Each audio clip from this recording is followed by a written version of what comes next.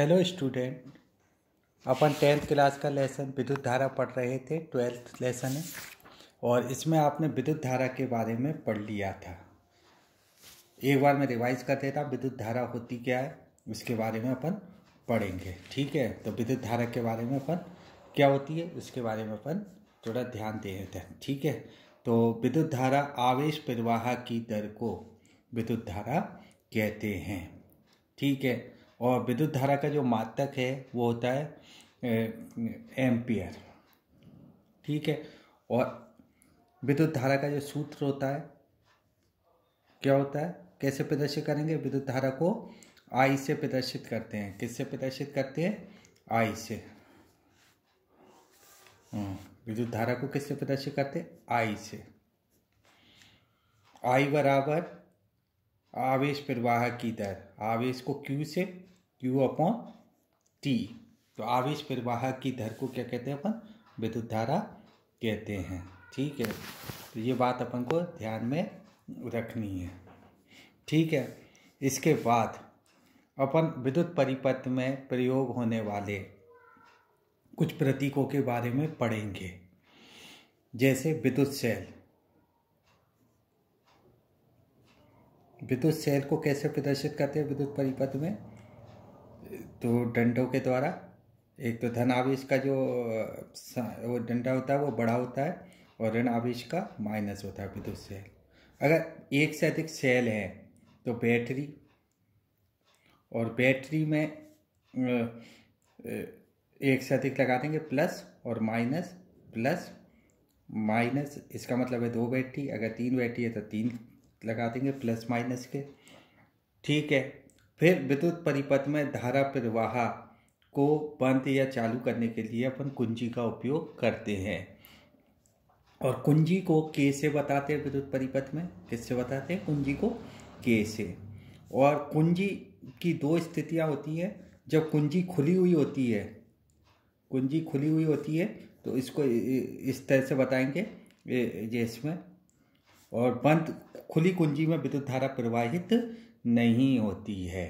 बंद कुंजी जो होती है उसमें विद्युत धारा प्रवाहित होती है, और इसमें ये एरो के निशान के बीच में डॉट लगा देंगे तो ये बंद कुंजी है, यानी इस स्थिति में धारा प्रवाहित होगी। डॉट जो लगा रहेगा वो बंद कुंजी को बताता है, ध्यान रखना इसमें।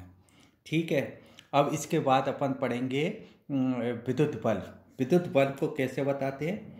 विद्युत बल्ब को बताने के लिए जो प्रतीक इस्तेमाल करते हैं परिपथ में, वो इस प्रकार से अपन इस्तेमाल करते हैं विद्युत बल्ब को। ये विद्युत बल्ब का, अब आपको मैंने बताया था विद्युत धारा को मापने के लिए जिस उपकरण का उपयोग करते हैं उसे एमीटर कहते हैं। एमीटर को ए से प्रदर्शित करते हैं, उसे परिपथ में श्रेणी क्रम में जोड़ते हैं। और विभवांतर की भी परिभाषा मैंने बता दी है आपको पिछले वीडियो में। इसे मापने का जो उपकरण होता है वोल्टमीटर होता है, और इसको बी से प्रदर्शित करते हैं। इसको समानांतर क्रम में जोड़ते हैं। इसे तो श्रेणी क्रम में जोड़ते हैं एमीटर को, और इसको किस में जोड़ते हैं? समानांतर क्रम में जोड़ते हैं, ध्यान रखना। ठीक है, इसके बाद एक प्रतिरोध होता है जो अभी आएगा ओम के नियम में, मैं अभी एक्सप्लेन करूंगा। प्रतिरोध को इस प्रकार से बताते हैं, जो बाधा, और इसका प्रतीक होता है आर। और एक और परिपथ में जो काम में लिया जाता है उसे कहते हैं धारा नियंत्रक या परिवर्ती प्रतिरोध। परिवर्ती प्रतिरोध यानी इसमें आप प्रतिरोध का मान चेंज कर सकते हैं। इसको RH के द्वारा बताते हैं। इसका दूसरा नाम है धारा नियंत्रक। क्या नाम है? धारा नियंत्रक। धारा नियंत्रक। और इसको प्रदर्शित करने के लिए ये प्रतिरोध का चिन्ह बना दो, और इसमें क्रॉस का इस तरह से लगा दो, या बहुत से ऐसे भी प्रदर्शित कर सकते हैं। अपने ये प्रतिरोध बना दिया और ऐसे तीर का निशान, ये दोनों ही प्रकार से धारा नियंत्रक को हम प्रदर्शित कर सकते हैं। अब आ रहा है इसके बाद ओम का नियम। ओम का नियम बहुत ही इंपॉर्टेंट है 10th क्लास के न्यूमेरिकल्स और सवाल के लिए, सबके लिए। ओम एक वैज्ञानिक थे, उन्होंने एक प्रतिरोध और विभवांतर के बीच में एक संबंध दिया ओम के नियम के द्वारा। ओम का नियम, ओम का नियम याद रखना है। इन्होंने कहा था कि यदि किसी चालक तार, चालक जानते हो इसमें धारा प्रवाहित होती है, किसी चालक तार की भौतिक अवस्था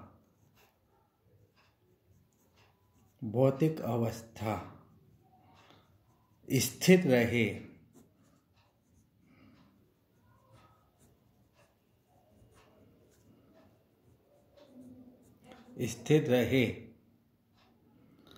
भौतिक अवस्था स्थिर है। इसका मतलब ये कि हम ना तो तापमान में चेंज करेंगे ना लंबाई में चेंज करेंगे। अब जो लिया वो भौतिक अवस्था है। तो चालक के सिरों पर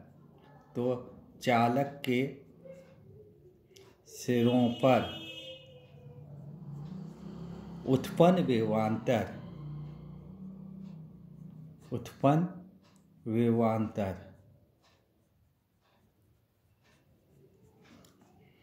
प्रवाहित धारा के समानुपाती होता है। ये बहुत ही इम्पोर्टेंट है। समानुपाती का मतलब, या इसको गणितीय भाषा में कैसे लेंगे कि विभवांतर को आपको पता है पी से बताते हैं, और समानुपाती का चिन्ह होता है इस प्रकार। और ये किसके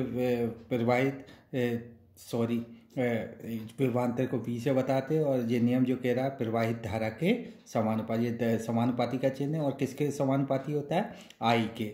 अब आपको मैंने पहले भी बताया है कक्षा के अंदर कि समानुपाती का चिन्ह हटाते हैं तो बराबर का साइन आता है और एक नीतांक आता है। यहाँ नीतांक आएगा आर। आर जो है वो चालक का प्रतिरोध है। आर क्या है? चालक का प्रतिरोध। आर ये एक राशि हमें प्राप्त होती है, चालक का प्रतिरोध है। ये विद्युत धारा के प्रवाह में विरोध करता है, आवेश प्रवाह में क्या करता है? बाधा डालता है, इसलिए इसे चालक का प्रतिरोध कहते हैं। और इसको ओम का नियम इसने दिया था, तो उनके सम्मान में प्रतिरोध का मात्रक, आर का जो मात्रक है, प्रतिरोध का मात्रक है, ध्यान रखना है हमें, वो मात्रक है ओम। क्या है? ओम। इन्हीं वैज्ञानिक के सम्मान में रखा गया है और इसे इस प्रकार से प्रदर्शित करते हैं, ध्यान रखना। ओम है। प्रतिरोध का मात्रक क्या है? ओम है। अब कई बार पूछ लेता प्रतिरोध किसे कहते हैं, तो विद्युत धारा के प्रवाह में जो बाधा डालता है उसे प्रतिरोध कहते हैं। अब प्रतिरोध का मान किन किन राशियों पर निर्भर करता है, ध्यान रखना। प्रतिरोध का मान चालक तार की लंबाई के समानुपाती होता है। पहला, चालक तार की लंबाई के समानुपाती होता है। दूसरा होता है प्रतिरोध अनुप्रस्थ काट के क्षेत्रफल। अनुप्रस्थ काट को ए से बताते हैं। अनुप्रस्थ काट के क्षेत्रफल के व्युत्क्रमानुपाती होता है। तो ये ध्यान में रखना है कि अनुप्रस्थ काट के क्षेत्रफल के क्या होता है? ये व्युत्क्रमानुपाती होता है। तो इसके बारे में अपन को ध्यान रखना है। तो एक तो चालक तार की लंबाई के समानुपाती होता है, दूसरा अनुप्रस्थ काट के क्षेत्रफल के व्युत्क्रमानुपाती। व्युत्क्रमानुपाती का मतलब यदि अनुप्रस्थ काट का क्षेत्रफल बढ़ेगा तो प्रतिरोध घटेगा। समानुपाती का मतलब अगर लंबाई बढ़ेगी तो प्रतिरोध का मान बढ़ेगा। मान लो 3 मीटर लंबाई वाले तार का प्रतिरोध 4 ओम है, और अगर लंबाई दुगनी कर दिया तो प्रतिरोध भी दुगना हो जाएगा, यानी 8 ओम हो जाएगा। पर व्युत्क्रमानुपाती में उल्टा होता है, अगर वो दुगना हो रहा है तो प्रतिरोध आधा हो जाएगा। समझ गए? और ये अनुप्रस्थ काट का क्षेत्रफल क्या होता है, जैसे इस पेन से आप समझ सकते हो। ये इधर आप देख रहे हो, ये जो मोटाई है, ये जो मोटाई है, इसको अनुप्रस्थ काट का क्षेत्रफल कहते हैं। ये जो मोटाई है इसको कहते हैं अपन अनुप्रस्थ काट का क्षेत्रफल। और इसीलिए अनुप्रस्थ काट के क्षेत्रफल में कई बार ए बराबर पाई आर स्क्वायर का उपयोग किया जाता है। तो अब इन एक और राशि पर और प्रतिरोध निर्भर करता है पदार्थ की प्रकृति पर। भिन्न भिन्न पदार्थ का प्रतिरोध अलग अलग होता है, पदार्थ की प्रकृति पर निर्भर करता है, ध्यान रखना। तो प्रतिरोध का मान किन किन राशियों पर निर्भर करता है? एक तो चालक तार की लंबाई के समानुपाती होता है, दूसरा अनुप्रस्थ काट के क्षेत्रफल के व्युत्क्रमानुपाती होता है, तीसरा पदार्थ की प्रकृति पर निर्भर करता है। अब यहाँ पे जो संबंध प्राप्त हुआ है समीकरण 1 और 2 से, ध्यान देना, समीकरण 1 और 2 से अगर मैं दोनों को मिला के लिखूं तो इधर देख रहे हो आर है, इधर बीच में समानुपाती का चिन्ह है, तो L/A ये प्राप्त हुआ संबंध। अब आपको मैंने बताया समानुपाती का चिन्ह हटाते तो एक नीतांक प्राप्त होता है, यहाँ पे एक नीतांक प्राप्त होता है रो, L/A। रो को प्रतिरोधकता कहते हैं, ध्यान रखना, रो है, ये पी नहीं है, रो, इसको कहते हैं प्रतिरोधकता। प्रतिरोध और प्रतिरोधकता में अंतर होता है। प्रतिरोधकता या विशिष्ट प्रतिरोध भी कहते हैं, विशिष्ट प्रतिरोध भी कहते हैं। अब कई बार पूछ ले तो विशिष्ट प्रतिरोध क्या होता है, 1 मीटर लंबे और 1 वर्ग मीटर अनुप्रस्थ काट चालक वाले तार का प्रतिरोध कितना होगा, 1 ओम होगा, और इस 1 ओम प्रतिरोध को चालक का विशिष्ट प्रतिरोध कहते हैं। और विशिष्ट प्रतिरोध का जो मात्रक होता है, ध्यान देना, विशिष्ट प्रतिरोध का जो मात्रक होता है वो होता है ओम मीटर। और अगर प्रतिरोध का मात्रक पूछे तो ओम लिखेंगे, और विशिष्ट प्रतिरोध का मात्रक अगर पेपर में आपसे एग्जाम में पूछे तो ओम मीटर लिखेंगे। ये बात आपको ध्यान में रखनी है। तो विशिष्ट प्रतिरोध की मैंने परिभाषा पिछले वीडियो में बताई थी, और मैं नोट्स भी आपको भेज दूंगा, तो आप उसमें देख लेना, ठीक है। इसके बाद एक तो चैनल सब्सक्राइब कर देना, बोर्ड के इंपॉर्टेंट क्वेश्चन मैं यूट्यूब पे डालूंगा, तो सब्सक्राइब रहेंगे तो आपको नोटिफिकेशन मिल जाएगा, ठीक है। और उसमें आपको जो भी नए नए क्वेश्चन अभी मैं थोड़े 1 फरवरी से डालूंगा, तो आप अलर्ट रहें और उसको रिवीजन में बिल्कुल तैयार रखें। इस बार ऑब्जेक्टिव टाइप 40% और एक लाइन वाले क्वेश्चन भी आएंगे, तो आपके छोटे क्वेश्चनों पर विशेष ध्यान देना है। अगर आपको कोई प्रॉब्लम है तो मुझे मेरे नंबर पे कॉल करके बोल सकते हैं। 9 से 10 के बीच में कोई समस्या हो, कोई बात समझ में नहीं आ रही हो तो आप पूछ सकते हैं, ठीक है। क्योंकि अभी महामारी का दौर है, अपनी सुरक्षा भी ज़रूरी है। कई बच्चे, ज़रूरी नहीं है वो कि समस्याएं रहती हैं, पर बच्चे संकोच में पूछते नहीं हैं। पर आपको धीरे धीरे अब पढ़ाई की तरफ, रिवीजन की तरफ ध्यान देना है। आपको मैंने जो पर्यावरण वाला पार्ट पढ़ाया है उस पर भी ध्यान दें। पीछे के जो लेसन है बहुत सिंपल है, केवल याद करने के ही हैं, ठीक है। तो आज आपने विद्युत परिपथ में प्रयोग होने वाले अवयवों के बारे में पढ़ा, ओम का नियम पढ़ा।